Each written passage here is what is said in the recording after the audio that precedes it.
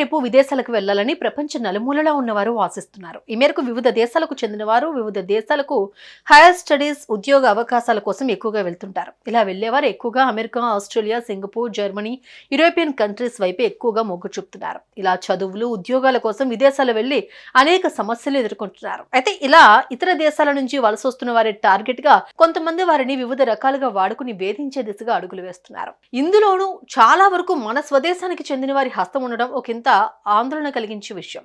ఈ నేపథ్యంలో సింగపూర్లో ఓ భారత సంతతికి చెందిన వ్యక్తి ఘోరమైన అఘాయిత్యానికి పాల్పడ్డాడు. సింగపూర్లో మైనర్ బాలికపై అత్యాచారం చేసేందుకు భారత వ్యక్తి ప్రయత్నించి పోలీసుల వలలో చిక్కిపోయాడు.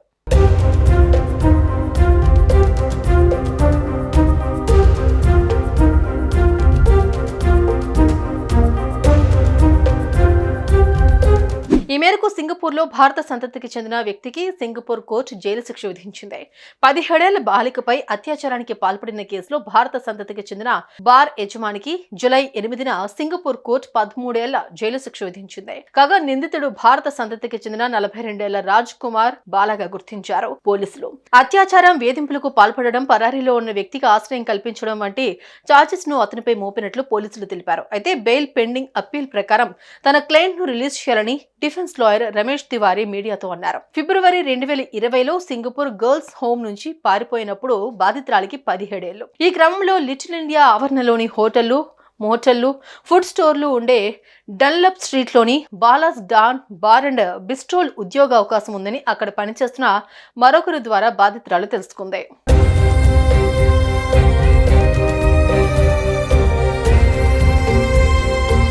బాలస్ డాన్ బార్ అండ్ బిస్ట్రోలో ఉద్యోగ అవకాశం ఉన్న నేపథ్యంలో బాధితురాలు ఇంటర్వ్యూ కోసం బార్కి వెళ్లింది. అక్కడ బాలాను కలిసింది. ఈ సందర్భంగా నిందితుడు రాజ్ కుమార్ బాలా ఆమెకు కస్టమర్లకు సర్వ్ చేయడం, డ్రింక్స్ ప్రిపేర్ చేయడం సహా ఏమేం పనులు చేయాలో వివరించాడు. అలాగే బార్లో పనిచేసే ఇతరులతో కలిసి అక్కడే స్టే చేయొచ్చని కూడా ఆమెకు చెప్పాడు.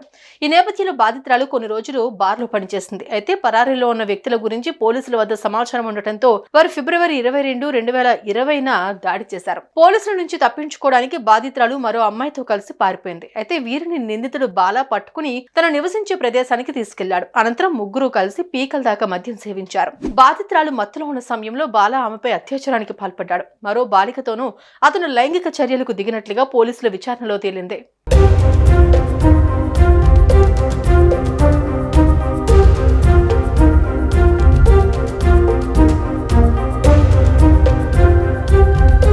అయితే బాధితురాలు బాలా నుంచి తప్పించుకుని జూలై 2020న తిరిగి ఇంటికి వెళ్లిపోయింది. తనపై అత్యాచారం జరిగినట్లు ఆగస్టు 2020లో తన కేస్ వర్కర్లతో చెప్పింది. బాధితురాలు పోలీసుల నుంచి తప్పించుకుని తిరుగుతున్నట్లుగా బాలాకు తెలుసని స్పష్టం చేసింది. డబ్బు సంపాదించడానికి ఆశ్రయం పొందేందుకు ఆమె అతనిపై ఆధారపడిందని కోర్టు పేర్కొంది. దీంతో పాటు బాలా మరో 5 బాధితులకు సంబంధించి మరో 22 పెండింగ్ ఆరోపణలను కూడా ఎదుర్కొంటున్నాడు. వీటిలో లైంగిక నేరాల అభియోగాలు కూడా ఉన్నట్లు ది స్ట్రేట్స్ టైమ్స్ నివేదించింది. దీంతో భారత సంతతికి చెందిన రాజ్ కుమార్ బాలాను నిందితుడిగా భావించి సింగపూర్ కోర్టు 13 ఏళ్ల జైలు శిక్ష విధించింది. దీంతో నిందితుడు బాలా నడిపించే బార్ మూతబడే అవకాశాలున్నట్లు తెలుస్తోంది. కానీ ఇలాంటి అఘాయిత్యానికి ఒక భారత సంతతికి చెందిన వ్యక్తి పాల్పడడం పట్ల ప్రవాస భారతీయులు ఆగ్రహం వ్యక్తం చేస్తున్నారు.